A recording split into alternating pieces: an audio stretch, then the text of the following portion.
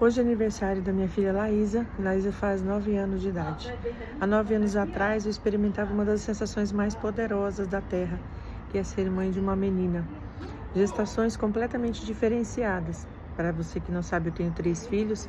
Samuel é o mais velho, a Laísa é a do meio e a Helena é a caçula.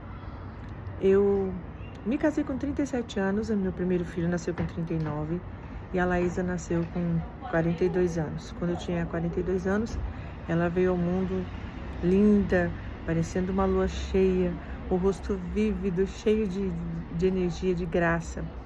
E ela me ensinou a ser mãe de menina e tem me ensinado até hoje. O que eu tenho aprendido com essa menina? Ela carrega uma força indizível. Desde o meu ventre, ela já era uma menina extremamente forte, resistente e era uma pessoa que jamais desistia daquilo que queria. Eu me lembro de estar com a barriga bastante alta e bem redonda e parecia que o meu útero sofria contrações. E numa visita ao médico, o médico disse: não é você, sua filha está fazendo contrações de respiração, ela está se preparando para vir ao mundo.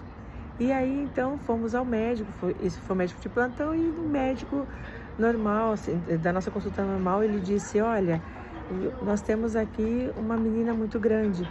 E a secretária dele disse: ela é muito espaçosa, você vai ver que na verdade a única coisa que essa menina quer é espaço. E ela se espichava o máximo que ela dava conta. E quando ela nasceu, ela nasceu com 4,449 kg. Por que eu estou falando todas essas coisas para você? Porque eu era o improvável dos improváveis. Eu era improvável de ter filhos, eu era improvável de se casar.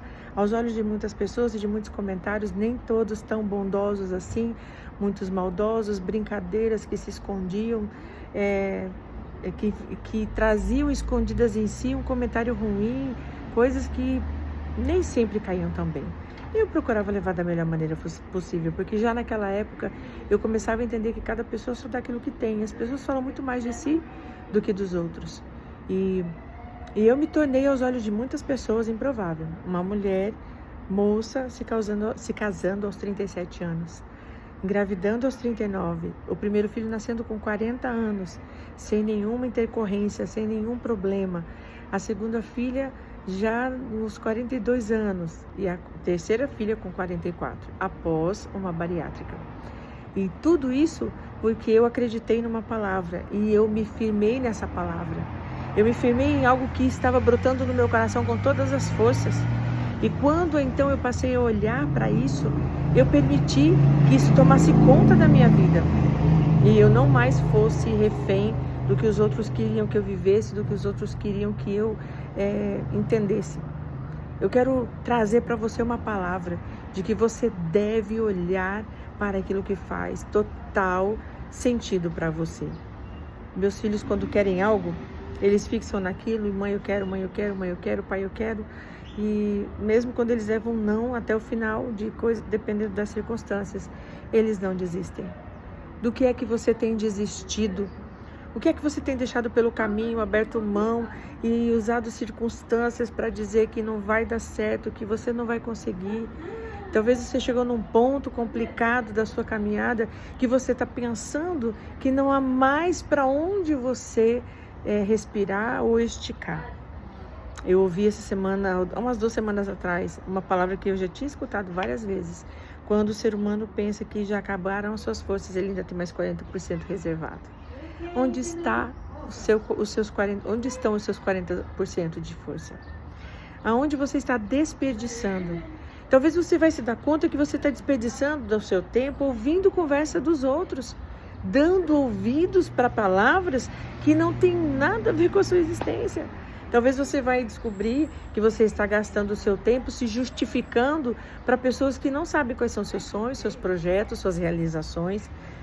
Você vai descobrir que está gastando a porcentagem daquilo que lhe resta de força em sofrer com palavras carregadas de brincadeiras. É apenas uma brincadeira, mas que traz velado uma crítica, uma dor, uma provocação.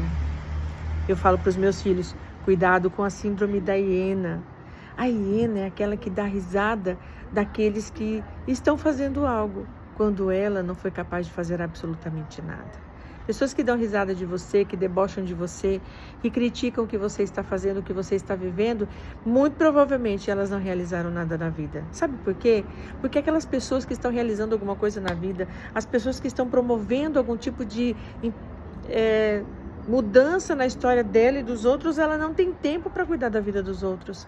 Quem está trabalhando na própria conquista, nos próprios desenvolvimentos, não tem tempo para cuidar do desenvolvimento dos outros. Podem dar suporte, podem dar apoio, mas elas não trabalham com o fator de cuidar da vida dos outros. E quando você fizer uma pequena conta, daquelas que a gente faz no papel de pão, talvez você vai perceber que se você tirar o gasto de energia de todas essas pontas que eu estou te falando, vai aumentar a sua energia, o seu ganho de força para você poder chegar na próxima etapa. De repente você está ocupando a sua cabeça para coisas e com coisas, uma história, um caminho, um passeio, uma visita, um telefonema, uma mensagem, um rio está passando aqui no seu feed. Está gastando com coisas que não te agregam absolutamente nada. Mas você ainda não teve coragem de dizer não. Talvez pelas pessoas que você vai perder, talvez pelos amigos que vão ficar pelo caminho. E agora chegou a hora. É a hora de você aumentar a velocidade. Quando você vai pegar uma BR para uma viagem e você vê uma reta à sua frente, quando você vê uma descida, a tendência é você pegar embalo naquela descida para que você suba o quanto mais a força do carro aguentar. Nem todo carro tem aquela potência máxima de descer e subir com tranquilidade. Então aproveita-se aquela descida. Eu digo para você que é hora de você aproveitar essa queda que você está sentindo. Talvez você está sentindo medo, aflição, culpa, falta de coragem. Você está olhando para a sua circunstância e ela está dizendo para você que você não vai conseguir. Eu digo para você, foque no que você quer. Foque no que você quer. Pense na experiência de Pedro. Pedro saiu do barco e começou a afundar. E ele só afundou porque ele olhou para aquilo que estava ao redor dele. Ele olhou para a tempestade, ele olhou para o vento, ele escutou o barulho. Ele deixou de olhar para o seu objetivo, ele deixou de olhar para o seu alvo. Mas ele não ficou ali. Ele não afundou. Porque mesmo ele tendo cometido esse deslize, ele disse, socorre-me. E a verdade que o atraía também foi a verdade que o resgatou. E quando ele volta para o barco, a verdade volta junto com ele. Eu estou dizendo para você, muitas pessoas estão rindo de você, te criticando, te julgando, porque você está em queda, você duvidou, você fraquejou. Mas chega aqui pertinho, deixa eu te dizer uma coisa. Elas não estão fazendo você perceber e nem deixando você perceber que você foi o único que saiu do barco. Você foi o único que saiu do barco. Você foi o único que teve coragem de ir lá e enfrentar. Eu fui a única que tive coragem da minha turma. Talvez eu fui a única, mas eu não me desgarrei daquilo que eu acreditava. Sim, há um homem preparado para mim. Sim, tem filhos reservados para mim. Sim, meus filhos serão fortes e saudáveis. E foi nisso que eu foquei. Foi para esse caminho que eu me coloquei. Vida de verdade. E nesse caminho eu permaneci. E eu venci. 3 filhos, um casamento, claro, com altos e baixos de qualquer ser humano. Mas não estamos falando de ausência de lutas. Nós estamos falando aqui de você olhar para aquilo que te arrasta para qualquer declive. Estamos falando de um impulso que te faz subir. E muitos querem só falar de você descendo. Ninguém diz que Pedro volta para o barco com a verdade.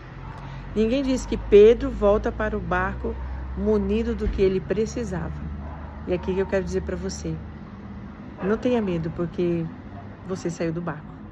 Os que te criticam não se moveram do lugar, mas você ousou sair do barco e a recompensa é voltar com a verdade para esse barco. A verdade que te transforma.